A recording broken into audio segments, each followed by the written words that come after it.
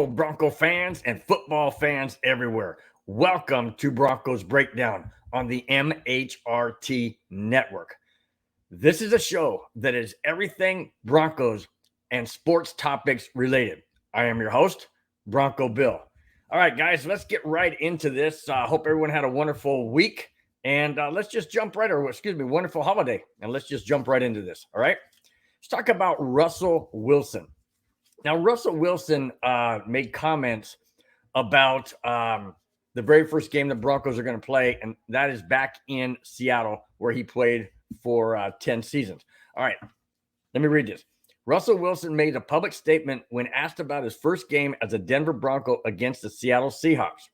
He said, and I quote, "You have to be able to go into it with the understanding that it's just ball, while also understanding that there have been amazing times. Seattle has meant the world to me the past 10 years. It's a special place to play for me, and it's about going there and playing the best football and going and trying to win the game." End quote. Well, is Russell Wilson saying all the right things? Absolutely he is. But somehow, some way, I feel it means more than that. I mean, yes, he did play there for 10 years. He has mentioned many, many times that Seattle's very, very instrumental into his career. He loved playing there. Obviously, the 12th man. All of that stuff means a lot to him. I mean, how can it not? They're the ones that, he played his pretty much his entire career. In fact, it is all of his entire career until, going to Denver. So it means something. It's got to mean something. Is he downplaying it? Absolutely he is. Of course he is. He has to. He has to, because if he doesn't, multiple things will happen. One, obviously, he won't be focused on the game at hand coming up on that Monday night, first week of the season in September. If he won't be ready for it, if he's constantly thinking about what Seattle meant to him, what the organization meant to him, what the fans meant to him, what the city, whatever it is. If that's the case, he's not going to be focused. The other thing is, the reason why he's downplaying it is he doesn't want to get caught up in that emotion. You can't get caught up in the past. It's nice to reflect. It's nice to appreciate. It's nice to come home, so to speak, in a way. But it's also great that he moved on and he's doing everything he can to be the best Broncos quarterback starting 2022 NFL season. So his focus is with the Broncos. Is his heart with the Broncos? Well, of course it's going to take time. It's going to. He's going to get there, just like Peyton Manning got there after spending all those years in Indy. Denver is home to Peyton Manning because of where his focus was when he got to Denver. Well, Russell Wilson's going to be the same, but it is going to be emotional. In my opinion, it's going to definitely be emotional when he steps on that field as a visitor for the very first time, looks around, sees the stadium, sees the fans. Hopefully the fans will give him a nice, cheer and round of applause and thank yous. We hope that. I do hope that. But it's still going to be emotional because it'll be the first time he stepped on that field as a visiting player. That said, I also feel, though, that once the whistle blows and the first kickoff and he comes out on the field for the first time and he has all that nerves possibly, memories going through his head as he comes on the field. Maybe they give him a standing ovation. I don't know. But whatever the case, he's going to feel the emotion then. But it's going to come down to once he makes that very first pass or that very first handoff or whatever it is. That's when, in my opinion, he settles in. I hope. I hope that's the case. But in any case, I do feel that there is emotion there, and it's going to be emotional for him. And I just wish him all the best. I know Seattle's meant the world to him, but now he's a Denver Bronco. So let's focus back on that. Okay. How's that? All right. Let's go to Jeudy. Now, Jeudy had that situation where, he was arrested and Then they decide to drop the charges. Well, here's the latest update on Jerry Jeudy. The district attorney in Colorado has moved to dismiss all charges against Jerry Jeudy. While the DA has dismissed all charges, the NFL office is looking into disciplinary action if they believe Jerry Jeudy violated the personal conduct policy. Oh boy. Looks like Jerry Judy's not out of the hot water yet. And yes, he's out of hot water in relationship to the allegations. But the NFL is its own police force, so to speak. There's rules and regulations in the NFL, just like there is in any job or any sports organization. There are rules and regulations one must follow. If the NFL feels that Jerry Jeudy violated the personal conduct policy, they can suspend him, they can fine him, they can do both. It is totally up to the interpretation of that rule. If you violate, in their opinion, if you violate the personal conduct policy, now the two meaningful words in that 4-word statement is personal conduct. It doesn't say whether it's on the field or off the field. It's personal conduct. If you're a player in the NFL, and I'm using the NFL because it seems to be one of the most strict ones.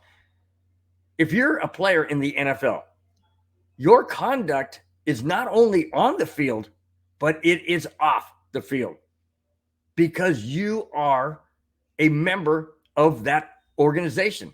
32 teams, 53 players. You are, in essence, in a fraternity, and you have to conduct yourself in a manner that is conducive and in collaboration with the NFL policy conduct. Let's hope that Jerry Jeudy didn't violate that. Now, I don't know what the policy states verbatim, word for word, but I do know that they're very strict on what you do off the field and how you conduct yourself. After all, they're representing the league. And if a player gets into issues and trouble, that goes back and reflects on the league. And they don't want that.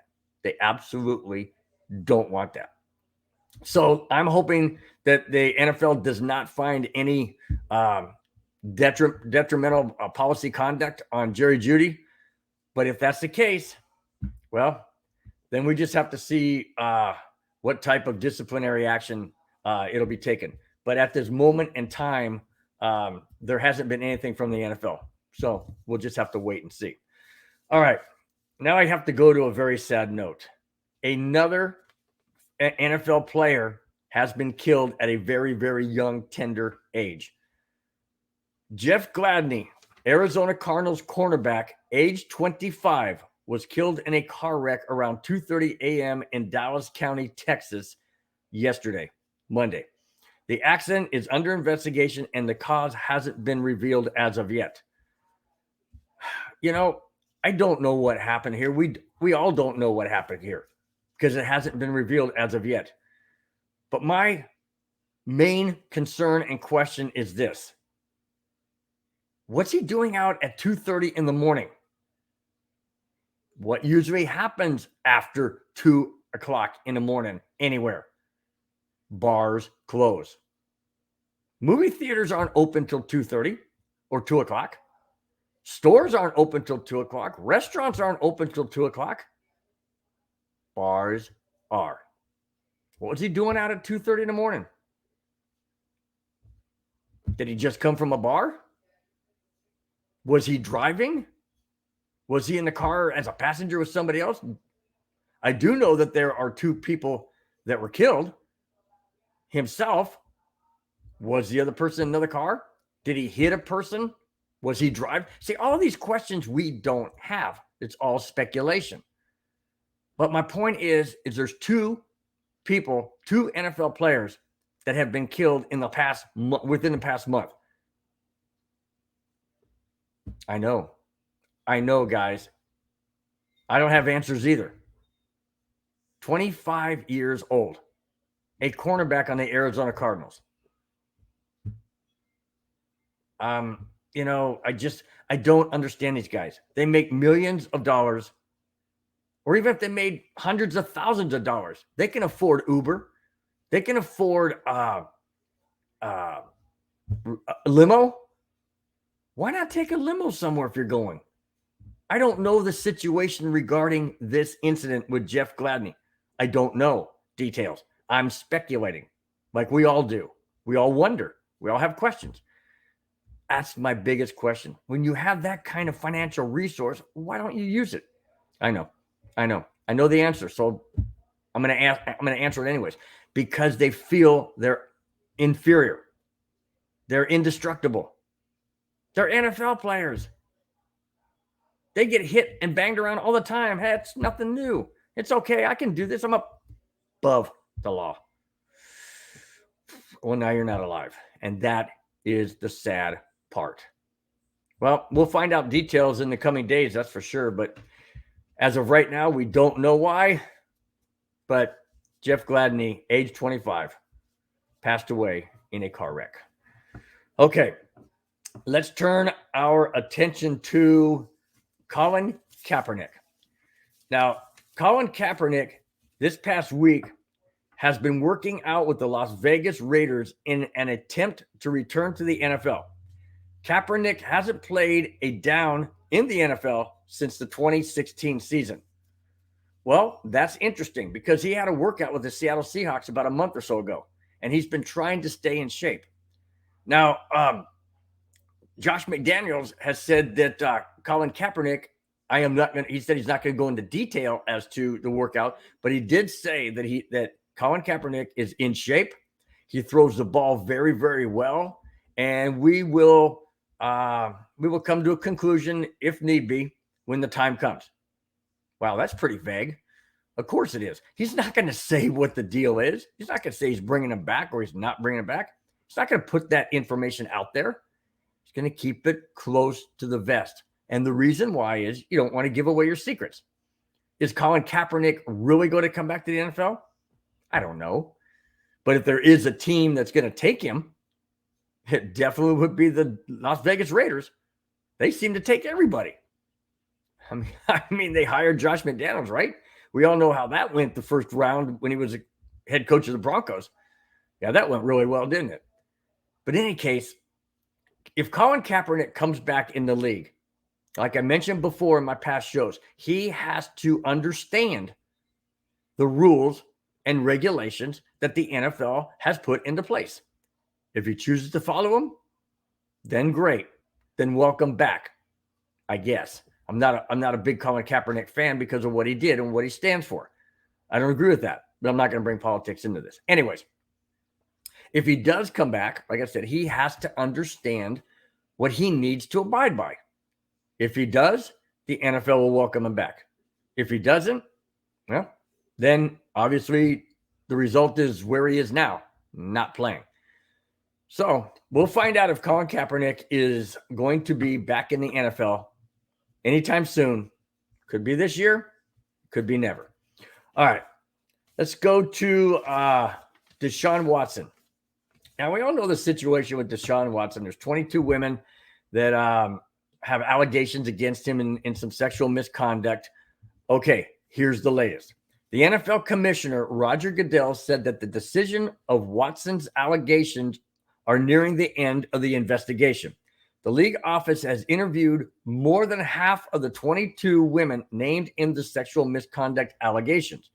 Once concluded, it will be turned over to the disciplinary office for a decision on player. Here we go again. Decision on player violations of the personal conduct policy. That could result in a suspension. Okay, just like Jeudy, Deshaun Watson is not out of the woods yet. He is, however, getting close to the allegations and whatnot. That's a whole different thing. When it relates to the NFL's personal conduct policy, Deshaun Watson could be in serious hot water. As in this Jeudy situation, it was only he and his girlfriend, the mother of his child. In the Deshaun Watson situation, there's 22 women, not just one. This is a much, much more serious issue, by far more serious. First off, they haven't even concluded whether or not there's going to be a trial. We don't know about that yet. That hasn't been dropped. It's still being pursued. Yes, they've dropped it from the standpoint that they're not going to take it up. But these women, I guess a few of them were interviewed on ESPN for ESPN Plus, and that's going to be shown. So these women are not backing down. Now, are the allegations, are they true? I don't know. Obviously, two different courts have dropped it and said they're not going to pursue it. So in their eyes, there's not enough evidence. But that doesn't say that it did or did not happen. What it does saying is that it does that civil side or that criminal side is away and apart from the NFL. However, the NFL, like I said, is looking into possibly disciplinary action. It could be up to a year. It could also be involve fines. It could involve probation of sorts by the NFL, because there is a lot there. Deshaun Watson's not out of hot water yet, like I said. And it's going to be very, very interesting as it gets closer to the preseason, the regular season. Where is this going to go? So that's the latest on Deshaun Watson. And I'll tell you what, the NFL does not mess around, guys. The NFL doesn't mess around. So we'll see where this goes. All right. Let's go to the NFL is considering eliminating the Pro Bowl. Now, I know what most of you guys are thinking. That's a good idea, right? Well, I look at it this way. The NFL, yes, has lost a lot of interest in the Pro Bowl. But to me, it's another football game. Not a traditional, regular football game we're used to. It's more like a flag game. I mean, you can't really tackle them. You kind of just push them or touch them, or might as well just put flags on them. But that's because the NFL is trying to protect their investment. They don't want players to get injured. Players themselves don't want to get injured. But here's the article that I found. The game has lost interest in players as well as fans. Players have opted out due to not wanting to get injured, and the fans have lost interest due to the way the Pro Bowl game is played. That's what I was saying. Exactly. Now, back in the day when they used to play in Hawaii, it was like a vacation for the family. You know, the NFL paid for the wives and the children and whomever. If there was anybody extra, I guess it comes out of the player's salary. They would spend the entire week in Hawaii. So it was a vacation for the family. It was a vacation for the players, and it showcased Hawaii. It showcased the NFL in a different light, because there is no football team in Hawaii. Hawaii doesn't get any football games in person. So that was one of the main attractions why the players wanted to go and why the fans watched. It was much, much better then. Well, it gets expensive to fly all those people to Hawaii. It gets very, the travel cost for the NFL crew that broadcasts, for the announcers, for the entire teams that go there with all of their gear and their personnel they have to take. So they moved it to Tampa Bay. Now, or maybe I'm not quite sure on this, but it could be wherever the city is for that Super Bowl. That's where they play the Pro Bowl. Well, last year the Super Bowl was in LA in SoFi Stadium, but the Pro Bowl was in Allegiant Stadium in Las Vegas. Maybe because of proximity, Allegiant Stadium also is a home of the Las Vegas Raiders, and so it made sense. So the Pro Bowl isn't as attractive, because we see Allegiant Stadium. I mean, the Raiders play there 8 times a year, so we see it. We see Raymond James Stadium in Tampa Bay when the Super Bowl was in Tampa Bay. We see that stadium 8 times a year. So it's different. It's not a vacation to the family. The family may say, oh, yeah, let's go to Vegas. They're not going to spend a week. It's not like that, like it was in Hawaii. And then when you have the game itself more like a flag football game, I mean, why not do something different? Like have a strength contest or the most accurate quarterback, the fastest wide receiver.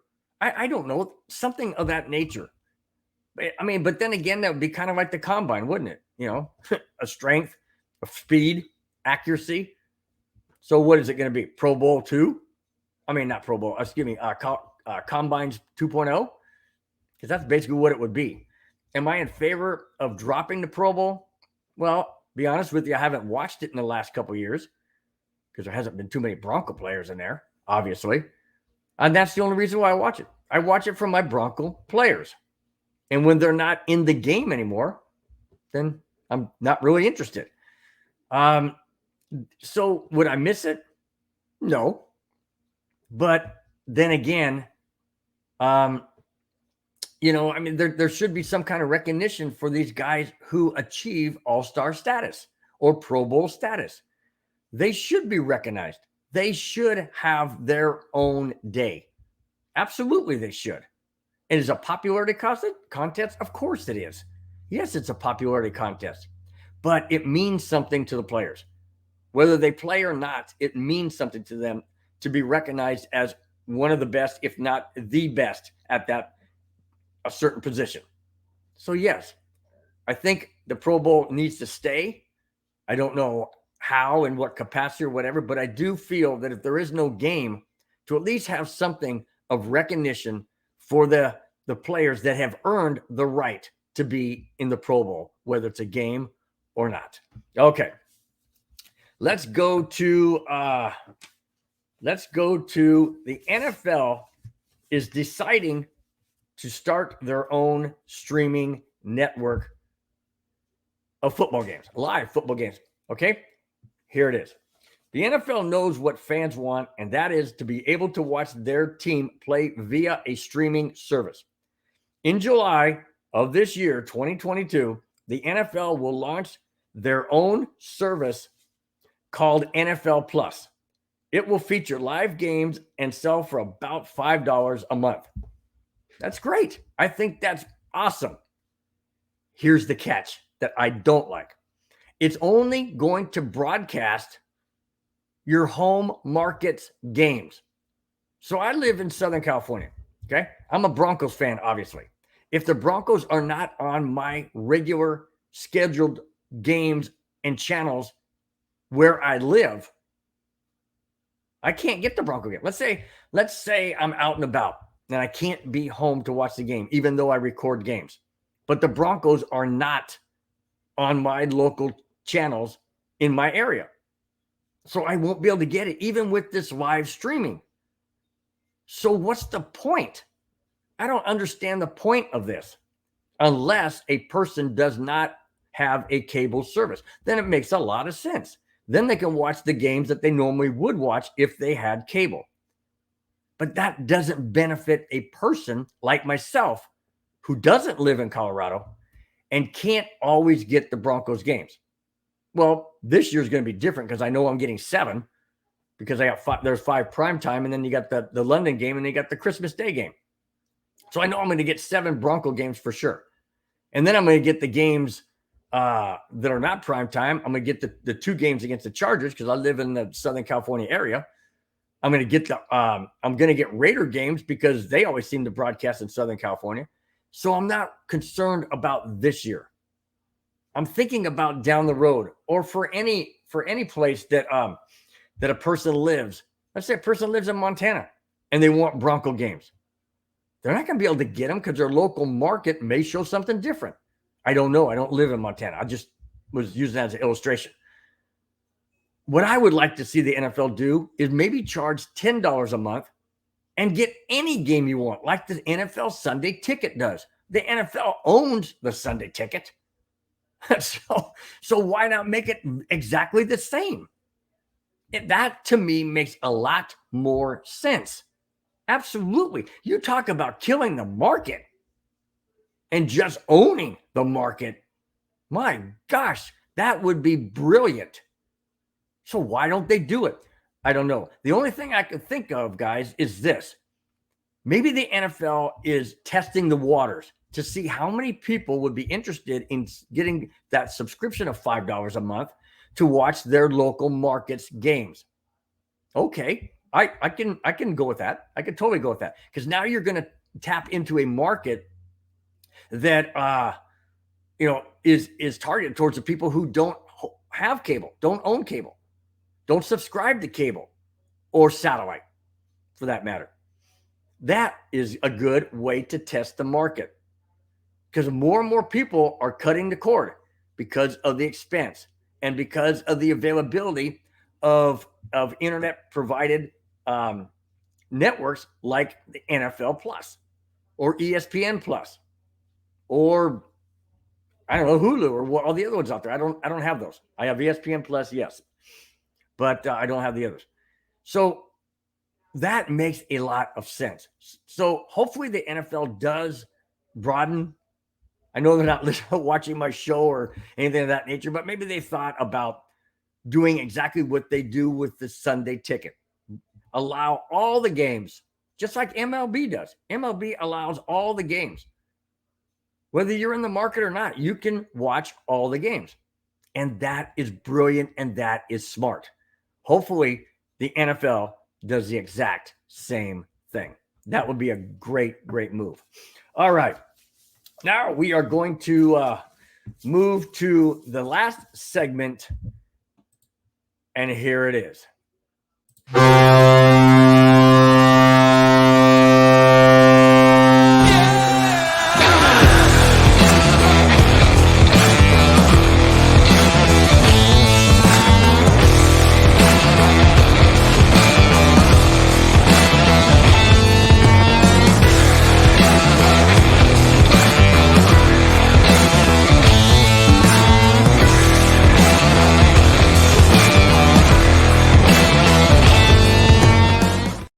That's right, guys. This is the Colorado Avalanche update. And oh my goodness, since the last time I did my show, the Avalanche weren't looking too good to get past the second round against the St. Louis Blues. Well, listen to this. The Colorado Avalanche won Game 6 against the St. Louis Blues in dramatic fashion with a goal by Darren Helms with 4.6 seconds left in the third period. With the game tied 2-2, Helms took a ricocheted puck off the sideboard, blasted it past the goalie, and the Avalanche were 4.6 seconds away from round 3. Okay, that final score was 3-2 Colorado. What an amazing, amazing comeback. And the reason why I say comeback is because Game 5 was as devastating of a loss as I have felt being a Colorado Avalanche fan ever. And I can honestly say that. The Colorado Avalanche had the lead in the series 3-1. They were at home in Game 5. They took a 3-0 lead. And then it was tied 3-3. And then Nathan MacKinnon took not a pass. I mean, he took the puck from behind his own net, dodged player after player, made move after move, and flipped the puck and up and over the goalie's right shoulder. Avalanche takes the lead 4-3 and lost in overtime 5-4. That was a crushing loss and a crushing blow to myself. And the main reason why is the way they lost. They were at home. They had a 3-0 lead. Nathan MacKinnon gets a hat trick on that ridiculous, incredible move. And if you guys haven't seen it, you've got to go back and look at the Game 5 highlights against the St. Louis Blues. It was absolutely phenomenal. And as devastated as I was after that game and crushed, I did not have any confidence whatsoever that the Colorado Avalanche would win in Game 6 at St. Louis. Yes, they were undefeated on the road. I know that. But it still didn't have the confidence that they would be able to turn it around. but they did. Like I said, Darren Helms with, seconds ticking down. When the Avalanche got the puck behind their own net, I believe there was 17 seconds left in the game before they would go to overtime. And I did not want that to happen again. Absolutely not want that to happen. And the Avalanche moved the puck up the right side boards. And I'm not sure who it was. I'm not sure if it was Johnson. I don't think so. I can't remember at this moment. It could be I think it was Burakovsky. Anyways, he comes across the blue line, and he flips it across the entire ice. Flipped it across from side to side. Flipped it across. Darren Helm hadn't even entered the zone yet. The puck bounces off the sideboard. Darren Helms is skating full speed, takes the stick and makes a slap shot. It goes past two players that were shielding the goalie, and the goalie never saw it. It went over his left shoulder in the net, and the Avalanche were 4.6 seconds away from round 3, of which they did succeed. They won the game, like I said, 3-2 in dramatic fashion. And by the way, that was Darren Helms' very first playoff goal. Wow. What an absolute majestic, magnificent time to get it. Absolutely the greatest time to get it. That also leads me into the third round against the Edmonton Oilers. Now, this is being billed as a David and Goliath sort of series. And the reason why I say that is because the Colorado Avalanche are very, very talented, but so are the Edmonton Oilers. Edmonton Oilers have McDavid. They have McDavid. The Avalanche have McKinnon. They're billing this. The NHL is billing this as the McDavid-McKinnon show. I say absolutely not. You can't focus on just those two guys. They're not on the ice the entire 60 minutes. They're on there for quite a large amount of the minutes, absolutely. But they're not on there the entire time. I believe this is going to come down to the goalies. Which goalie is better? Now, Barry for Edmonton, he's nowhere near Darcy Kemper. He's a good goalie, yes. But his goals against average in the playoffs is near 3. I believe Darcy Kemper's is in the low 2s. I think it was like 2.0 something or 2.1, something like that. So that's almost a full goal difference. But it comes down, not only does it come down to goalies, it comes down to, can the Avalanche defense keep McDavid from scoring? Can the defense of Edmonton keep Nathan McKinnon from scoring? And the only reason why I named those two is because that's the two that the NHL is focusing on. So that's why I'm focused on just those two. But it's a lot more than that, guys. It's the Avalanche have to stay out of the penalty box. Edmonton is dangerous on the power play. Colorado's power play has been null and void. They've only scored 3 in their opportunities. That's not good. They have to stay out of the penalty box. They have to not retaliate when they've been checked hard, or they've been cross-checked, or they've been slashed, or they've been tripped. You can't allow yourself to get emotionally involved when it could cost your team and the game and possibly the series down the road. So that game 1, starts tonight, guys, 5 p.m. Pacific, 8 p.m. Pacific time in Colorado, Ball Arena, game 1, Edmonton Oilers at Colorado Avalanche, round 3 of the Stanley Cup playoffs. That's it, guys. That's all I have. Thanks for watching. Thanks for subscribing. And if you haven't, please do so. I greatly appreciate it. And appreciate your support and your comment. And guys, let's keep this energy going with your comments and your viewership. I really, really do appreciate it. Let me touch real quick on the shows that are MHRT Network. My show here on Tuesday is dropped on YouTube at between 11 and 12 noon. So look for that. That's every Tuesday. And then live on Tuesday on MHRT Network is the 5280 podcast. That features Madungus Creevy and Glenn Hauser and others. It's a great show that goes live every 4, 5, 6, and 7 on MHRT Network channel every Tuesday live.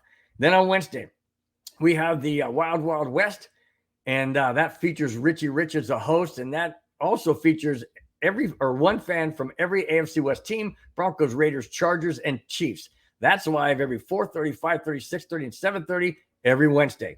And then on Thursday is the Nothing Rhymes with Orange and Blue podcast. That's live, that's live every 4, 5, 6, and 7 on MHRT Network. That features Johnny Bakke and his really good friend Isaiah Henderson. And then on Friday on MHRT Network, Broncos Breakdown with myself goes posted and drops on YouTube and the MHRT networks at 11, 12, 1, and 2. All right, guys, thanks again for watching. Thanks for subscribing. Have a wonderful week, and let's go Avalanche. We're out of here.